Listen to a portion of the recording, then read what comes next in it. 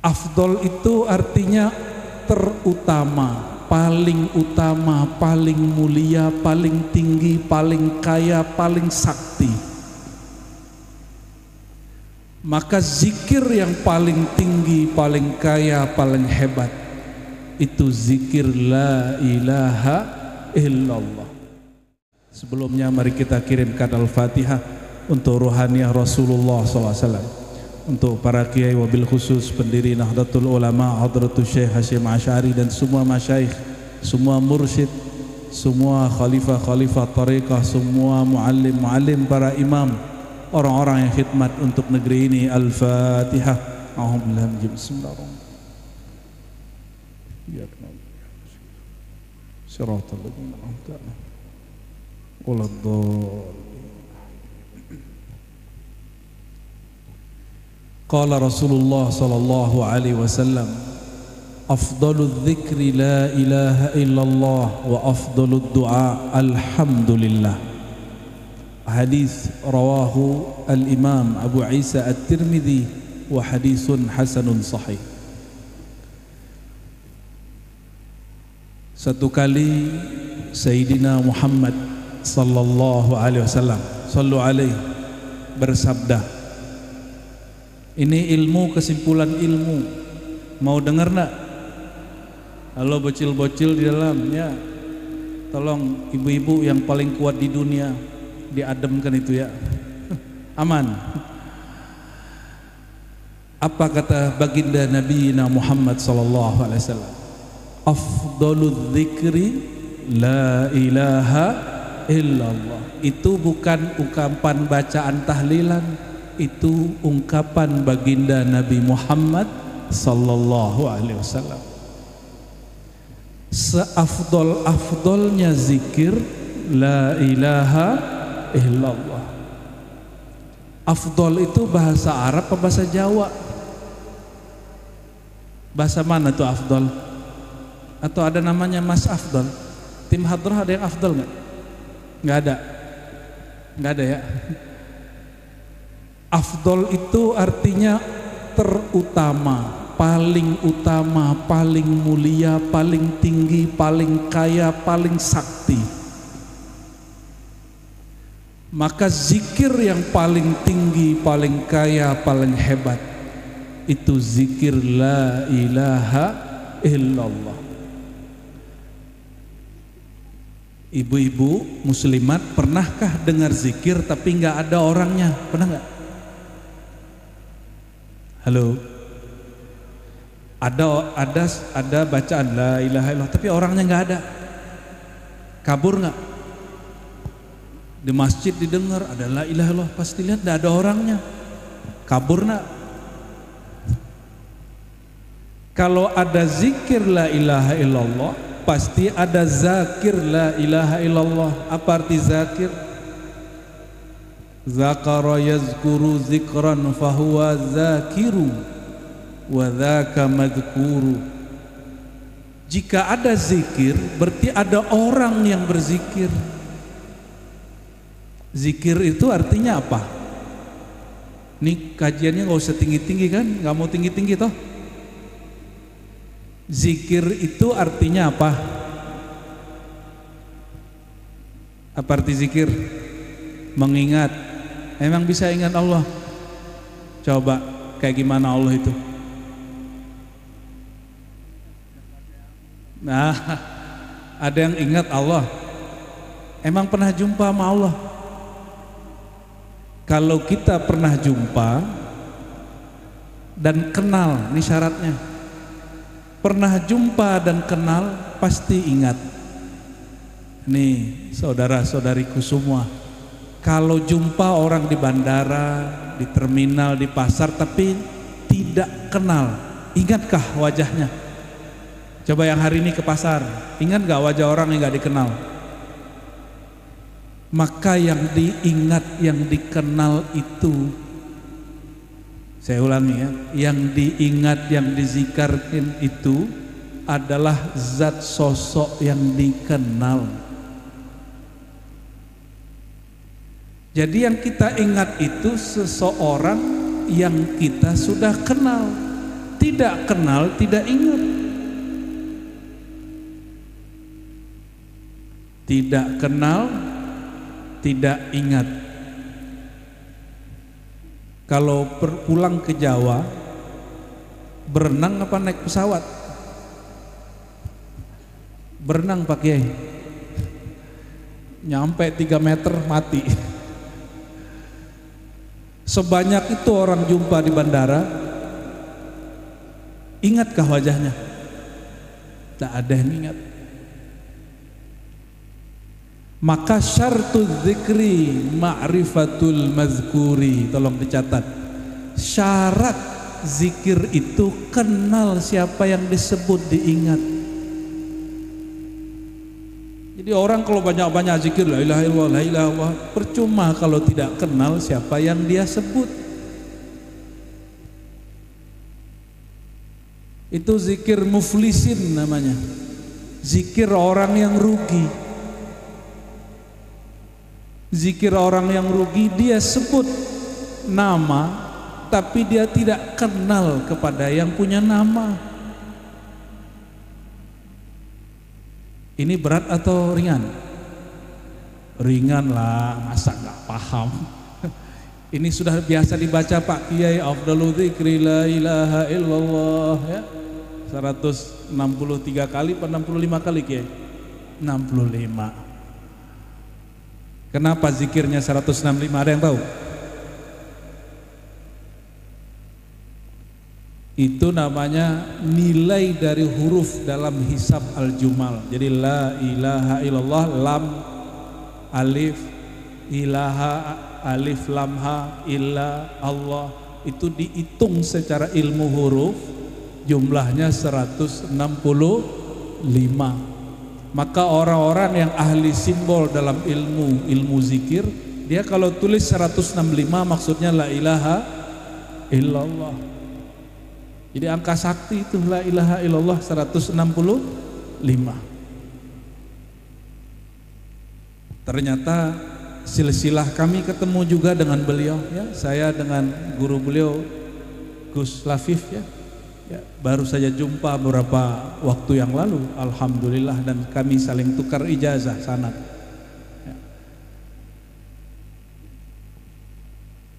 Seafdol zikir la ilaha illallah. Maka seafdol orang baca wirid yang dia tahu maknanya. Berarti mengaji, belajar tentang makna la ilaha illallah wajib atau tidak? Wajib. Tidak hanya tahlilan yang wajib, mengenal yang kita tahlilkan itu lebih wajib.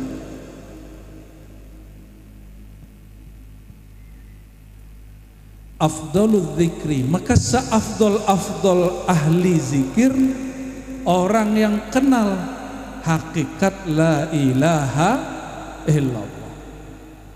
Jadi siapapun yang hadir malam ini, derajat kita bukan berdasarkan gelar, bukan berdasarkan jabatan dan pangkat atau jumlah zikir, bukan.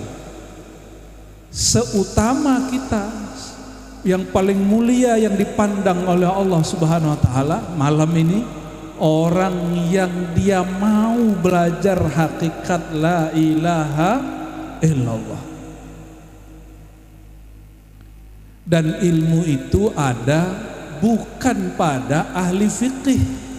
Nih perhatikan, ilmu tentang hakikat la ilaha illallah ini, mohon maaf kiai yang ngajar kita fikih bukan sedang merendahkan kita fikih, saya juga ngajar kita fikih. Ilmu hakikat la ilaha illallah adanya di kitab apa? Di kitab akidah dan tasawuf. Itu sebabnya syaitan berjubah ulama kiai mengharamkan belajar tasawuf. Kenapa? Syaitan takut orang kenal kepada Allah Subhanahu wa ta'ala. Nih dengarkan hadisnya, nggak usah datang-datang kepada orang-orang yang disebut dukun keramat ya, nggak usah, amalkan saja ini. La ilaha illallah hisni, hadis qudsi. La ilaha illallah itu Allah katakan, kata beliau, hisni itu benteng aku. Disebut benteng. Pernah ke benteng nggak? Tebel nggak bangunannya? Kalau benteng la ilaha illallah dari bumi ketujuh sampai langit ketujuh.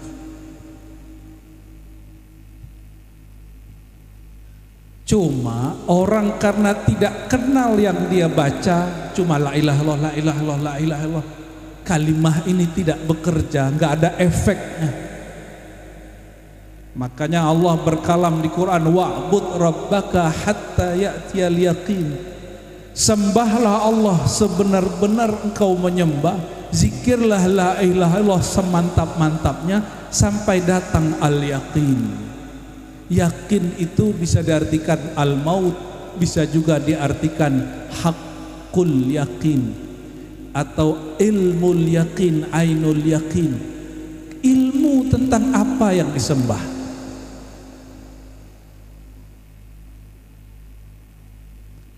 Nih bapak-bapak, mau nggak makan sarapan tiap hari tapi nggak ada rasanya, mau nggak? Halo ibu-ibu, dengar kan ibu? Sarapan tiap hari, biasanya orang sini sarapannya apa Pak Kiai? Pecel. Jauh-jauh nyampe Kalimantan masih makan pecel. Emang darah Jawa gak bisa dibuang emang ya. Dibekam 70.000 kali juga tetap darahnya Jawa. Pecel yang enak itu ada di mana? Di bagian apanya? Sambelnya, kacangnya, betul nggak? Kacangnya gosong, sambelnya cabai busuk, garamnya kurang. Kapok nggak masaknya? Kapok nggak makannya? Kapok. Kenapa orang tidak doyan zikir la ilaha illallah? Kenapa orang tidak doyan zikir la ilaha illallah? Sambelnya nggak enak. La ilaha illallah qutul qulub. La ilaha illallah itu makanan hati. Kalau makanan kurang sambelnya, kurang kacangnya, kurang bumbunya, nggak enak. Maka bumbu membaca la ilaha illallah itu ada di kolbu ahli la ilaha illallah, yang disebut dalam bahasa orang mursyid, kiai. Coba cari di kitab fikih, nggak ada makna hakikat la ilaha illallah, nggak ada. Adanya di kitab akidah, di kitab tasawuf. Maka ahli fikih kalau paham, muridnya tanyanya banyak, dia pasti jawab. Kalau ini kamu tanya ke kiai fulan, dia mengerti ilmu ini.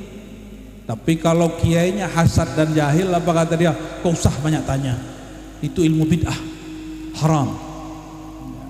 Kayaknya Abah Kiai Yusuf ini sudah dibid'ahkan orang juga ini.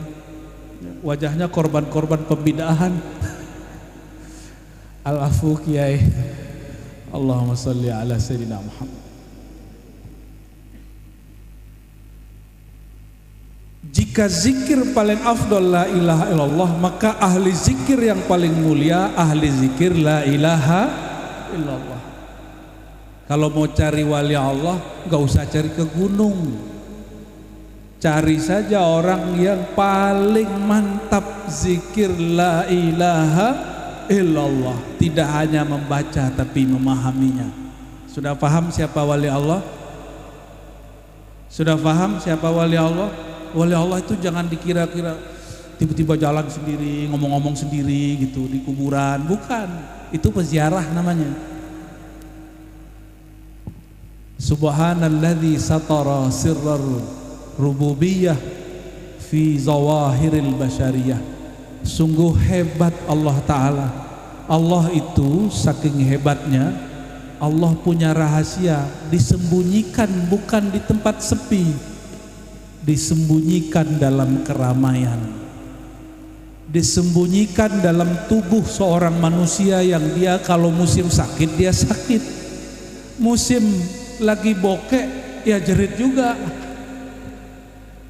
Coba tanya beliau kiai berdua ini, kalau rekening kosong jerit juga.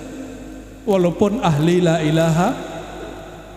Murid bertanya, ini guruku kenapa? Katanya wali Allah, katanya kiai, katanya ahli la ilaha illallah, kenapa masih jerit kalau kurang duit? Ya itulah hebatnya Allah. Allah sembunyikan rahasia Dia di dalam diri manusia biasa, bukan di malaikat. Kalau malaikat makan nggak? Minum nggak? Malaikat perlu gaji tiap hari nggak? Malaikat perlu nafkah nggak, Bu? Ini ibu-ibu nih kurang nafkah kayaknya nih. Kurang banyak maksudnya. Nafkah mah sudah ada ya. Allahumma sholli wa sallim barik alaih. Maaf ya Bu ya, nanti muslimatnya marah. Yang marah muslimin.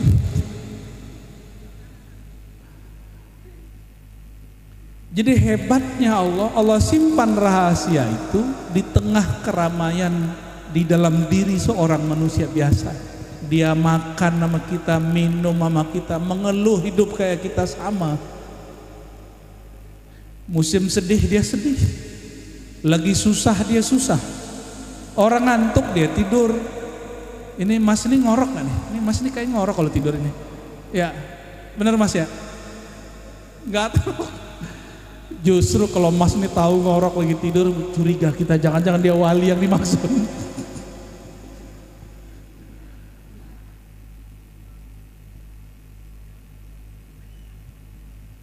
Orang awam seperti kita ini membayangkan kalau wali Allah tinggalnya di mana? Di gunung, ya, betul nggak? Di gunung, di pelosok gitu. Itu belum tentu wali Allah itu. Mungkin wali murid kali. Jadi kalau ingin kenal kekasih Allah, carilah orang yang paling faham la ilaha illallah. Nah, kita titik koma dulu.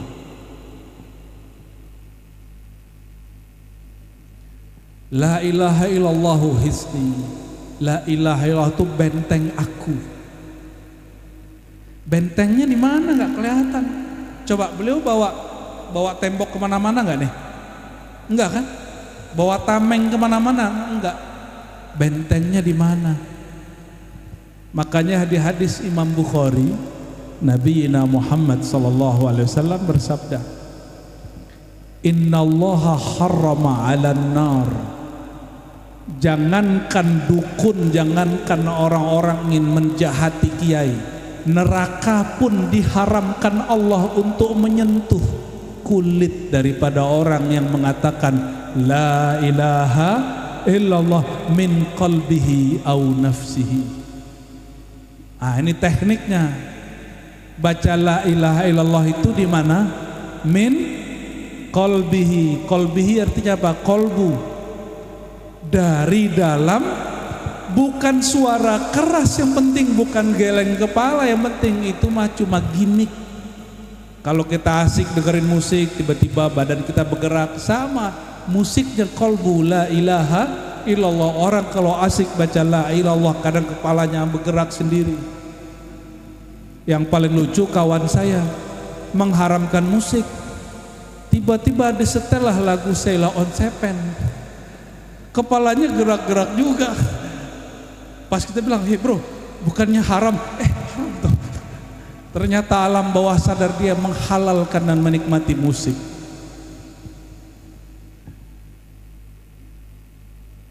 Jadi benteng itu dibangun di mana? Di badan? Bukan. Maka ilmu la ilaha illallah bukan ilmu debus, bukan. Tapi debus ada thariqahnya. La ilaha illallah itu orang kalau baca ini yang terbentengi kolbunya. Sama-sama kena covid, satu covidnya tembus ke hati, galau makan mati dalam rasa takut. Yang satu lagi kena covid, hatinya tenang-tenang aja. Satu hidup susah, gelisah. Bahkan hidup senang pun masih gelisah, karena banyak barang, hati gelisah mau tidur.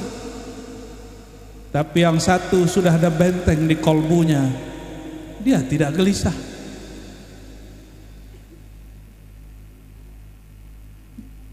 Jadi belajar baca la ilaha illallah tidak mungkin lewat YouTube, tidak mungkin lewat rekaman, tidak mungkin lewat rekaman. Oleh karena itu belajar la ilaha illallah itu dari ahli kolbu. Dari siapa?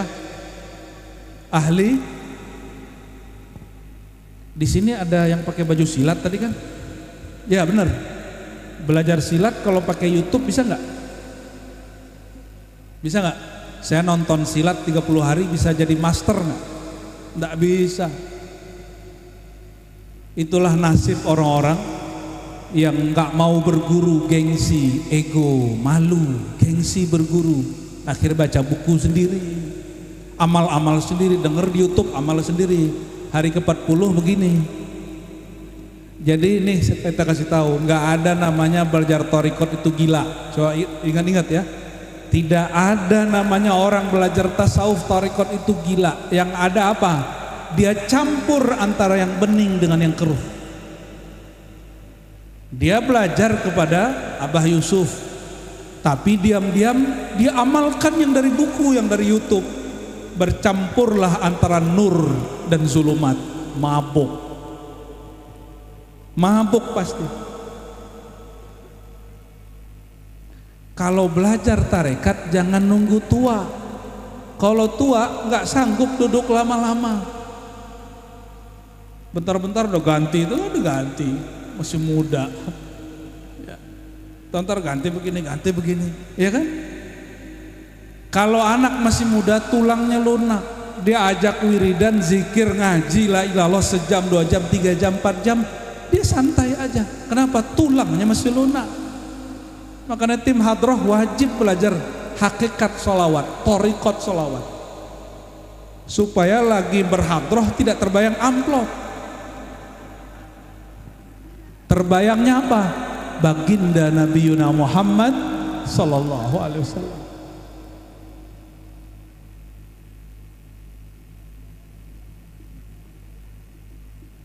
Udah berapa hadis tadi? Udah 2 hadis atau 3 hadis? Gus, baru 3 ya? Hadis keempat. Hadis Imam ada di Abu Daud semaknanya, di Al-Hakim dan lain-lain. Qala Rasulullah SAW, ini sering dibaca juga, man kana akhiru kalamihi la ilaha illallah dakhalal jannah. Man kana, siapa saja yang akhiru kalamihi, akhir kalam dia la ilaha illallah, dakhala, kalau orang terjemahan biasa pasti masuk surga. Tapi kalau mengikuti bahasa Arab yang hakiki, dakhala fi'il madi pasten, telah masuk surga. Gimana Gus? Sesat gak Gus?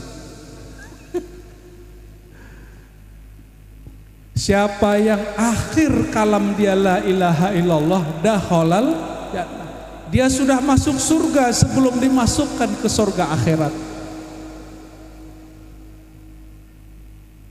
Perhatikan hadis kelima, idza marartum biriyadil jannah farta'u, jika engkau melewati kebun-kebun surga, berarti kebun surga sudah ada di dunia, taman-taman surga sudah ada di dunia. Farta'u, maka hampirilah, icipilah. Bertanya sahabat, wahai baginda, apa yang kau maksud taman surga? Bukankah surga itu mala ainun ra'at, tidak pernah dilihat mata, terdengar telinga, terbayang oleh kepala? Apa kata baginda SAW? Hilakun dzikr, lingkaran-lingkaran, kumpulan-kumpulan, jamaah-jamaah orang yang berzikir. Saya mau tanya, tahlilan zikir bukan? Makanya setan gak suka ada tahlilan, dibid'ahin lewat lisan ustadznya gak setan, cuma lidah dia dipinjam sama setan. Jika kalian melewati kebun-kebun surga, maka hampiri, petik, icipi. Apa itu halaqah zikir? Halaqah zikir itu disebut taman. Taman itu ada ahli taman, benar gak? ada tukang kebunnya. Betul. Kalau ada kebun taman itu beda sama hutan. Kalau hutan tuh nggak ditanam. Kalau taman bunganya ditanam, pohonnya ditanam rapi. Berarti ada yang nanam. Yang nanam itu namanya mursyid, kiai, khalifah, guru. Di mana ditanam? Di hamparan kolbunya murid. Masih takut belajar thariqat? Masih takut belajar tasawuf? Yang takut calon stres. Kita jamin orang belajar thariqat, mengamalkan thariqah, tidak pernah stres sampai mati. Justru stres kalau datang ke dia, stresnya bingung. Apa yang mau diganggu ini ya?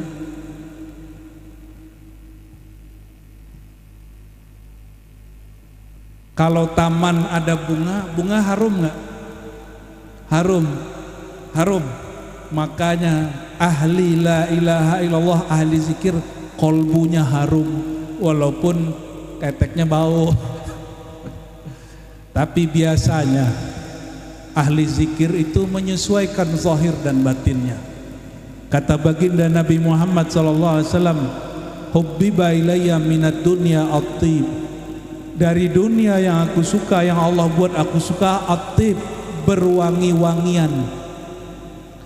Maka jangan sampai santri, kiai, ustadz, jamaah bau badan.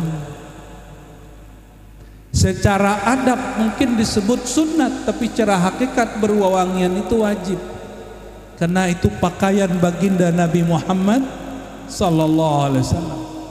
Adapun mengenai nanti beralkohol tidak beralkohol, nanti ikut saja fatwa ulamanya ya. Kalau bagi saya parfum beralkohol tidak najis, tapi bagi Pak Kiai mungkin najis. Beda-beda faham. Sudah berapa hadis? Lebih. Hubbiba ilayya gak dibaca.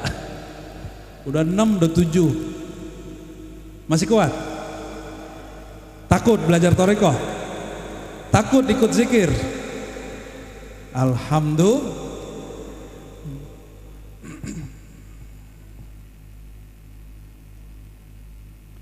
Karena zikir itu di kolbu, berarti kalau makan, makan pakai piring nggak? Atau langsung dari wajannya? Ustadz, antum kalau makan langsung begitu? Langsung dari apa namanya, wajan, periuk apa? Maka orang kalau makan langsung dari wajannya su'ul adab, bener nggak? Sama. Orang kalau belajar zikir katanya langsung ke Allah, itu su'ul adab. Mesti lewat guru mursyid, ditumpahkan kepada wadah. Wadah zikir la ilaha illallah namanya kolbu. Kalau makan nih, kalau makan nih, makanannya tadi kalau makan apa, sarapan pecel, pecelnya enak. Di sini pecel paling enak di mana Kiai? Jangan-jangan Kiai jualan lagi. Pecel paling enak dihidangin, tapi piringnya ada lalat, mau makan. Ada kecoa, mau makan. Ada tanah masuk ke situ, mau makan. Pecelnya enak, pecel paling enak di Palaran, tapi dihidangkan pakai lalat. Ada yang mau makan? Jadi kenapa kalau mungkin muslimin muslimat ditanya, kok saya zikir kadang enak, kadang nggak enak, kadang lezat, kadang nggak lezat, kadang sedap, kadang nggak sedap, kadang baru bentar kaki sudah kesemutan ya? Betul? Berarti kita senasib. Karena si kolbunya belum dibersihkan. Jadi kalau mau mantap zikir, ini saran untuk yang mimpin tahlilan, istighfarnya bagus-bagusin. Untuk bersihin piring pakai sabun, pakai air. Tapi kalau sudah ada minyak keraknya, sabunnya harus lebih kuat. Alat pembersihnya pun harus lebih keras. Kalau kolbu masih keras, masih kotor, maka wajib belajar ilmu talqin dan taubat. Begitu kata Syekh Abdul Qadir Jilani dalam Sirrul Asrar, wajib bukan sunat. Hukumnya apa? Supaya apa? Supaya menikmati zikrullah. Jadi semua yang hadir pasti mengalami ini, zikir tapi nggak enak. Coba ulangi istighfarnya. Ulangi apa? Istighfarnya jangan gagah-gagah bahasa Arabnya, pakai bahasa Indonesia juga boleh. Astagfirullah, ya Allah, ampuni busuk hatiku. Coba hari ini cek, hari ini ngeliat orang ada yang kesel nggak? Nggak. Hari ini lihat orang pas bening matanya jelalatan nggak? Gimana Bu? Pas cakep tampan matanya kayak mau keluar, bener? Itu kalau dia merem zikir la ilallah nggak nikmat zikirnya. Mesti diistighfarkan matanya satu-satu. Astagfirullah, ya Allah, ampuni mataku, ampuni telingaku, ampuni pandanganku, ampuni pendengaranku. Hari ini sadar atau tidak sadar nyakitin hati orang atau tidak? Hari ini sadar tidak sadar lisan ini ngomong yang tidak bermanfaat nggak? Ya, jika iya, itu yang membuat zikir la ilaha illallah menjadi tidak nikmat. Ibarat piring wadah-wadahnya ada lalat. Apa kata Allah Subhanahu wa taala surah Al-Hujuratnya? Orang yang suka gibah itu sama dengan orang ya, membangkan bangkai saudaranya. Bangkai itu harum atau bau?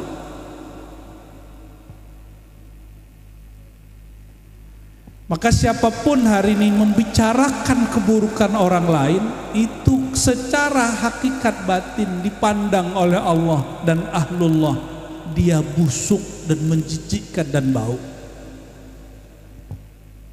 Ini mohon maaf, anjing lewat, anjing makan bangkai, kita jijik nggak manjingnya? Jijik kita manjingnya.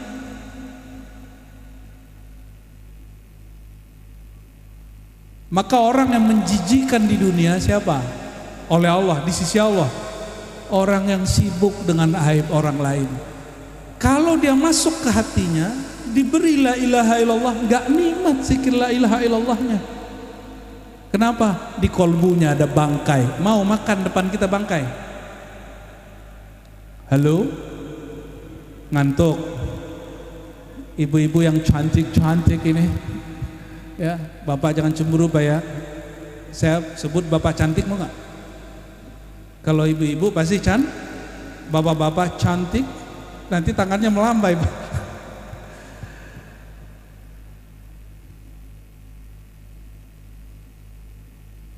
Oleh karenanya sebelum zikir bagus-baguskan istighfar dan taubat.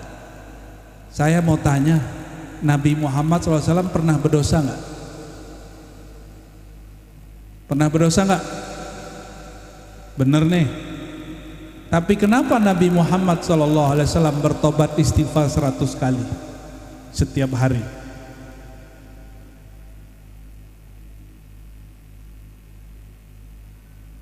Penjelasannya banyak. Salah satu penjelasannya,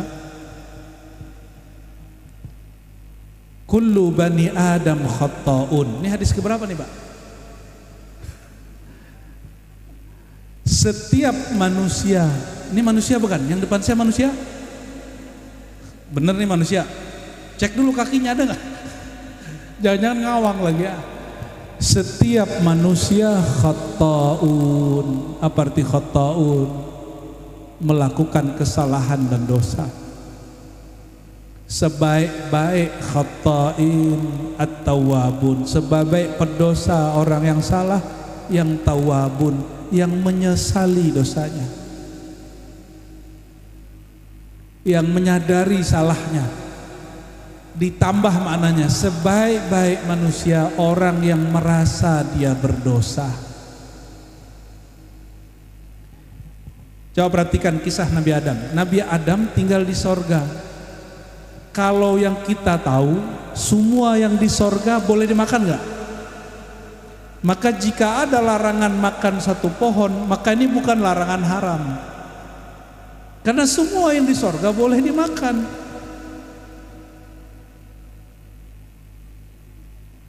Maka larangan makan pada Nabi Adam terhadap pohon itu, buah itu bukan bab haram, karena semua di sorga halal. Ketika Sayyidina Adam makan, ini skenario Allah itu, maka muncullah, lahirlah kemudian kita ini di bumi. Pendek ceritakan begitu. Nabi Adam waktu terusir dari sorga, apa yang dia baca? Rabbana zalamna, ya Allah kami zalim, kami pendosa. Saya mau tanya nih, kalau benar ahlu sunnah ini kiai, kalau mereka ini ahlu sunnah apa bukan ya? Ini ahlu sunnah apa ahlul bid'ah? Aswaja apa azwaja? Aswaja ya, azwaja nggak ada yang paham kecuali kiai. Nabi Adam berdosa nggak? Nabi Adam pendosa nggak? Nabi Adam makan buah yang disebut iblis dengan buah khuldi itu dosa nggak? Ini pertanyaan ringan-ringan. Katanya nggak mau yang berat-berat kan? Itu dosa nggak, Ustaz? Afwan, Tad, bukan ngajarin, Tad, cuma nanya. Halo tim hadrah. Nabi Adam, Sayyidah Hawa makan buah larangan, buah khuldi itu haram, dosa atau tidak? Dosa atau enggak? Dosa. Batal halus sunnahnya nih. Pak Kiai, ajarin sifat 20 lagi Pak Kiai. Sifat 50 wajib belajar. Sifat 50 yang ke-42-nya, 42 43. Itu sifat Nabi wajib 4, mustahil 4 gitu ya. Jaiznya 1 gitu ya. Beneran kan nih? Ini cuma nanya doang, jangan-jangan di sini udah nggak diajarin sifat 20. Rumusnya apa? Nanti Nabi Allah tidak berdosa. Maka kalau diterapkan kepada kisah Nabi Adam yang disebutkan di Quran, Nabi Adam berdosa nggak?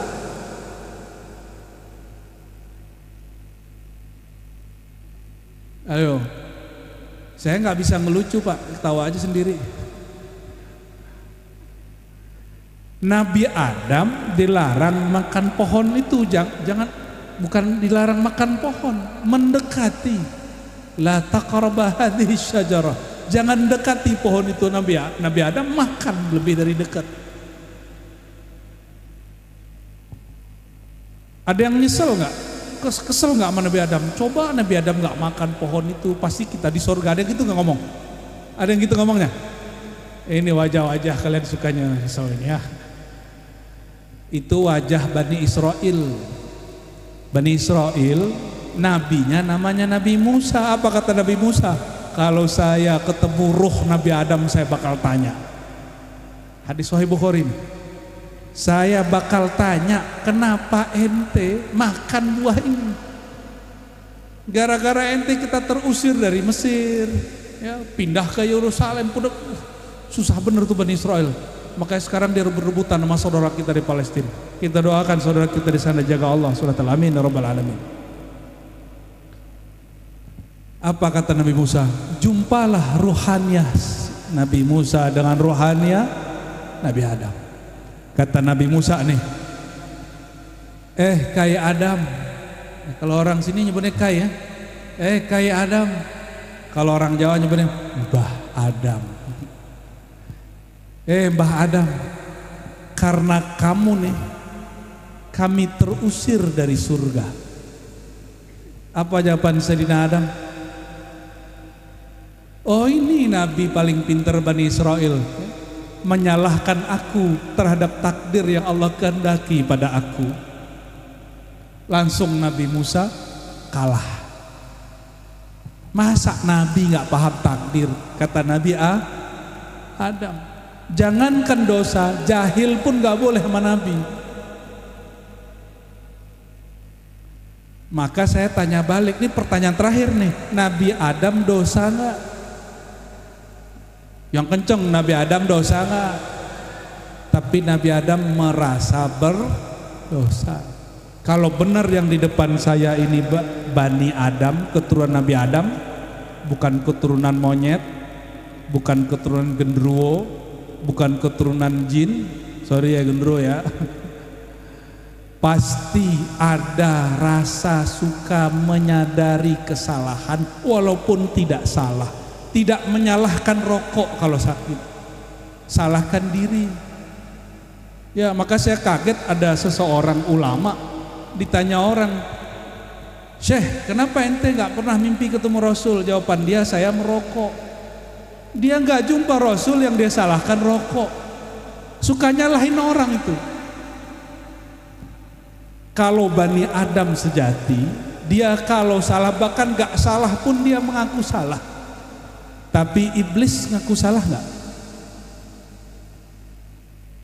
Nanti di padang mahsyar, orang yang disesatkan, digoda oleh iblis itu demo kepada iblis. Ya Allah, kami mau demo ke iblis. Maka dibawalah iblis di sidang. Apa kata iblis? Inni akhafullah rabbal alamin. Jangan salahkan aku. Aku juga takut kepada Allah, Tuhan pencipta alam semesta. Tuh iblisnya takut sama Allah. Iblis kan doa nazar, ini nazar iblis, ini iblis punya nazar.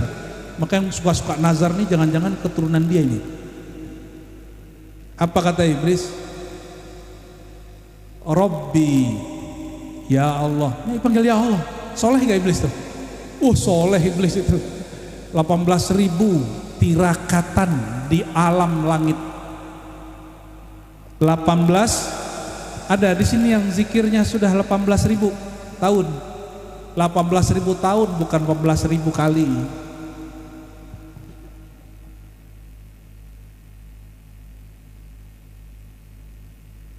Kok jadi ngomongin iblis ya? Udah ganti ke Adam deh. Nabi Adam terusir dari sorga, tidak menuduh iblis.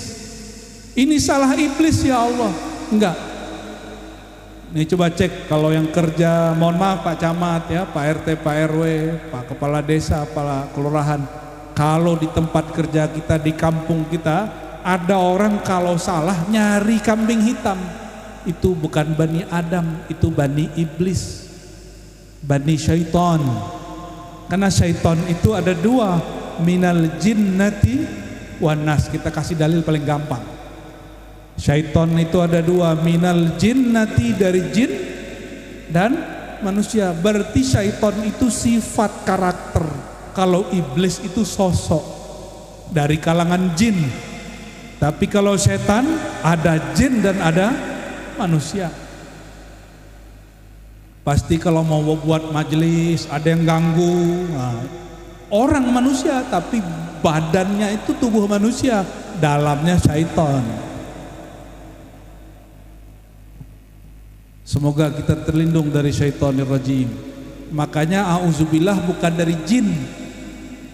Auzubillahi minasyaitonir, dari setan yang dirajam, bukan dari jin yang dirajam. Maka jin ada yang soleh. Mau temenan sama jin? Dikasih wiridannya sama Abah Yusuf ntar nih. Wa khodim lana minal jinni ma'al iman. Tuh wiridnya begitu. Jam berapa nih? Udah mau jam 11. Belum, udah ngantuk-ngantuk. Allahumma sholli ala sayyidina Muhammad. Katanya ngomong serius, saya serius juga jadinya apa? Afwan nih, kiai, para asatis. Bertanyalah Sayyidina Musa kepada Allah. Setiap nabi, setiap wali itu ingin dapat zikir makrifat yang khas. istimewa, yang beda sama orang lain. Setiap nabi dan sama kita ini ahlu dunia, ingin punya barang yang orang lain gak punya. Ingin punya kitab, kalau di pesantren nih, kami ini berlomba-lomba beli kitab yang kawan kami gak punya. Ternyata itu tabiat manusia, tabiat baik manusia. Bertanyalah Sayyidina Adam kepada Allah Ta'ala, hadis sahih, ya Rabb, ya Allah, apa zikir yang paling istimewa untuk aku mengingat Engkau? Kalau bahasa cantiknya nih Bu-ibu, panggilan cantik, panggilan sayangku kepada Engkau apa Neng? Gitu. Ini manggil istrinya apa? Nyet. Nyet payang. Beneran nih. Ini muslimat dipanggil sama suaminya apa? Sayang. Bener. Sayang gitu ya. Ayam beb. Ayang beb gitu. Oh itu harus pakai sertifikat itu karena beb, Habib. Allahumma sholli ala Muhammad. Allah itu punya sifat jamal, sifat indah, kecantikan, keindahan. Bukan berarti Allah perempuan. Sifat itu diberikan ke ibu-ibu ini.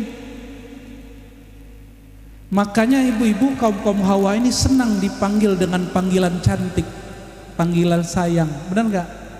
Walaupun muka ada keriput tapi dipanggil cantik, cantik pun senang ya. Benar gak? Senang. Senangnya bukan main. Itu dari siapa sifat itu? Allah yang memberikannya. Maka sebenarnya itu disebut sifatul jamal. Apa sebutannya? Keindahan, kecantikan, kesempurnaan, ketampanan.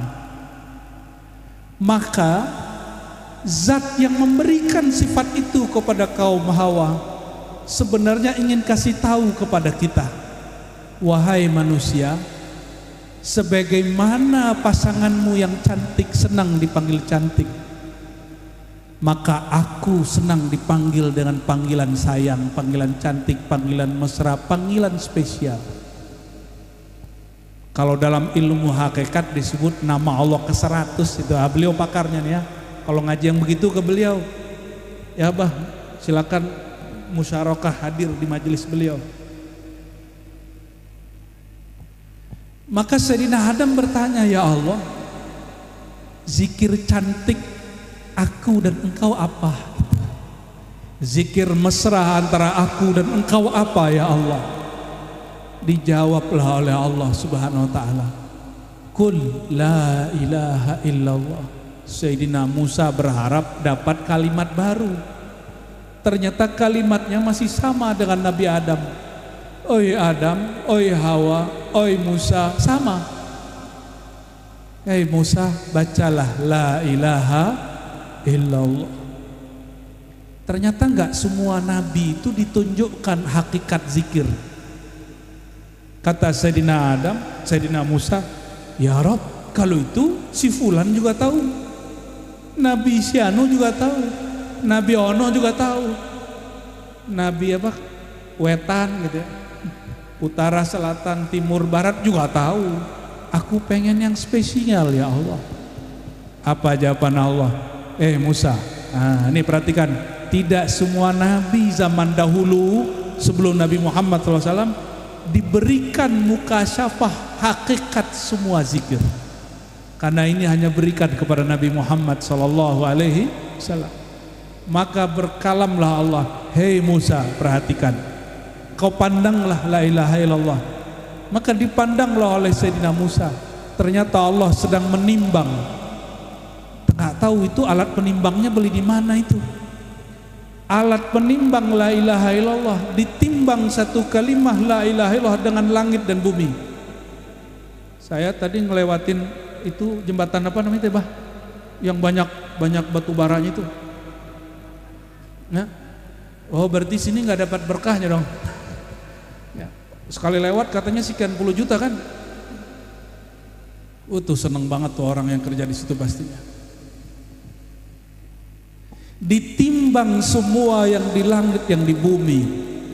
Dengan la ilaha illallah sebelah kanan, langit bumi sebelah kiri. Mana yang berat? Lebih berat la ilaha illallah. Maka ahlu la ilaha illallah afdal minas samawati wal ard. Ahli la ilaha illallah lebih mulia dari langit dan bumi. Itu dalilnya. Itu dalilnya. Ini bukan kalam khurafat, bukan. Ahli la ilaha illallah, qalbu dia lebih berat daripada langit dan bumi. Maka ada sebuah hadis qudsi. Hadis ini didoifkan oleh ahli hadis, tapi dicek oleh Imam Mula Al-Qari. Oh, hadis ini bagus, kata beliau. Apa hadisnya? Ketika Allah mau menitipkan rahasianya ke langit ke bumi, tidak ada yang sanggup. Tapi ketika Allah titipkan ke Sayyidina Adam, ke semua manusia, ternyata kolbu manusia sanggup. Maka Allah berkalam, ma wasi'ani ardi wala samai, innama wasi'ani qalbu abdi al-mu'min. Rahasia aku tidak sanggup dipikul langit dan bumi, tapi yang sanggup memikulnya adalah hati hambaku yang percaya, yang iman. Yang di depan saya, kiri kanan belakang saya, hatinya beriman atau tidak? Mau kolbunya lebih mulia dari langit dan bumi? Maka belajarlah zikir kolbu la ilaha, sama-sama nonton tata cara masak pecel. Nonton nih di YouTube, langsung bisa nggak? Tapi ada orang dulu mbahnya jualan pecel, diajarin ke anaknya, anaknya punya anak lagi, cucu, semuanya ngajarin cara buat pecel, padahal nggak pernah nonton YouTube cara masak pecel. Kira-kira enakan mana?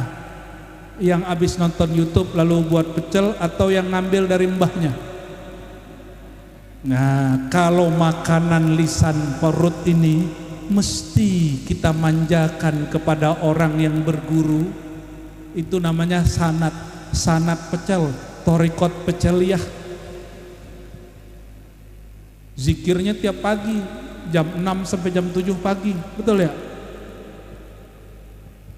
Maka zikir kolbu, makanan kolbu wajib kepada orang yang kolbunya juga ngambil ilmu kolbu dari ahli kolbu, dari guru-guru sampai kepada Rasulullah Sallallahu Alaihi Wasallam. Barangkali itu yang dapat saya sampaikan. Silakan disimpulkan sendiri, ya. Jadi kalau di sini sudah ada ahli zikir, tolong istiqomah. Jangan jauh-jauh cari wali Allah, kekasih Allah ada di sekitar kita, yaitu ahli la ilaha illallah Muhammadur Rasulullah SAW. Barangkali itu, wallahu alam bissawab, wallahul muwaffiq ila aqrabit thariq, wa sallallahu ala sayyidina Muhammad. Assalamualaikum warahmatullahi wabarakatuh.